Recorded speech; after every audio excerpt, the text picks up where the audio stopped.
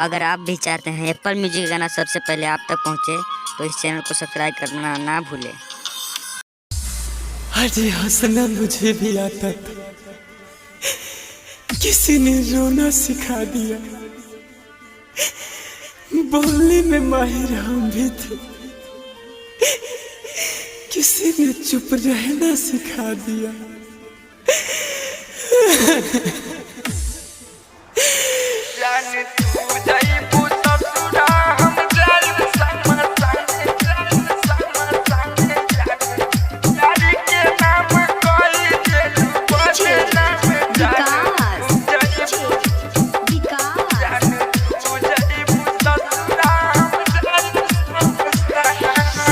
प्यारी के नाम कोई दिलू बदना। हाँ तो तू प्यार कला कैली कि प्यार के नाम बदनाम कर दिला।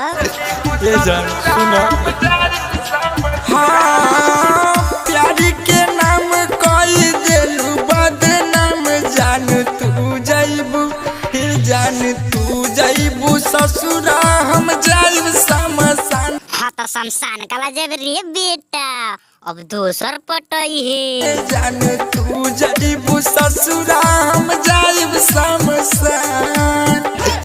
रे बुढ़बा कला मरबे, तोरा एगो उपाय दे छी सुन। हमर साली एगो हौ, ओकरे से सेटिंग करा देबौ आ ओकरे से बात करी है आ ओकर फोन नंबर तू ले ले आ बतवई है 9911 आ जबे लगेबे तबे बंद लगई है। एक बेर ट्राई मारी है, ठीक हौ। विकास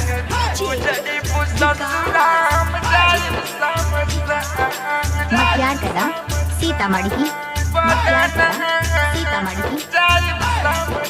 हाँ हाँ रतिया बितावत रहलू कोरवा में आके, खुश रहियो जान अपन पियावा के पाके। सुना, अब ए जान ओ जान कला से कोनो फायदा न होखे वाला हौ। उ तो सुतबे करतै, तू झोंक खोज आ चाहे न। हाँ रतिया बितावत रहलू कोरवा में आके, खुश रहियो जान अपन पियावा के पाके। तो खुश न रहते तो तोरा लगी रोता उ। अब तू घंटा डोलो घंटा। जहर जाई अब भइलू सयान। तो सियान न है तो लइका है, उ तो लइको खेलतै। जान तू जाइबू, जान तू जाइबू ससुरा, हम जाइब शमशान। जान तू जाइबू ससुरा, हम जाइब शमशान।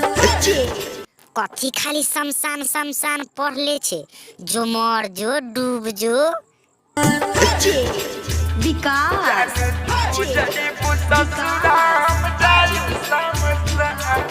मटियार कला सीतामढ़ी, मटियार कला सीतामढ़ी। हाँ हाँ जहर जाई तू तनिक नहीं कैलू, राइटर सनम के काहे तुरु लैलू। जान सुना, रे तो कुमार रहलौ ताले तोहर रहलौ, ओकर बाप मातारी शादी क देलई तो जतई न तोरा नीक लागे चाहे खराब लागे। जान सुना,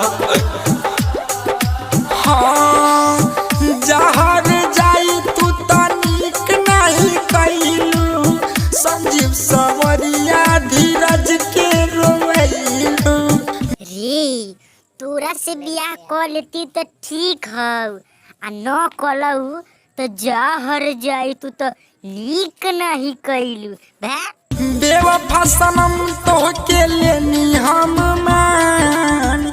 रे पादू के पोता, ओकरा से तू कैला प्यार कैली कि तोरा बेवफा सनम मान लेलौ। बेवफा सनम तोहके लेनी हम मान। जान तू जाइबू, जान तू जाइबू ससुरा, हम जाइब शमशान। जान तू जाइबू ससुरा, हम जाइब शमशान। कथी शमशान शमशान कैले छे रे, जहर न खा के मर जो। प्लीज़ भैया इस गाना को दिल पर नहीं लीजिएगा, यह मनोरंजन के लिए है और हंसने हंसाने के लिए था। इसको दिल पे नहीं लीजिएगा, कोई गलती हो तो क्षमा कीजिएगा।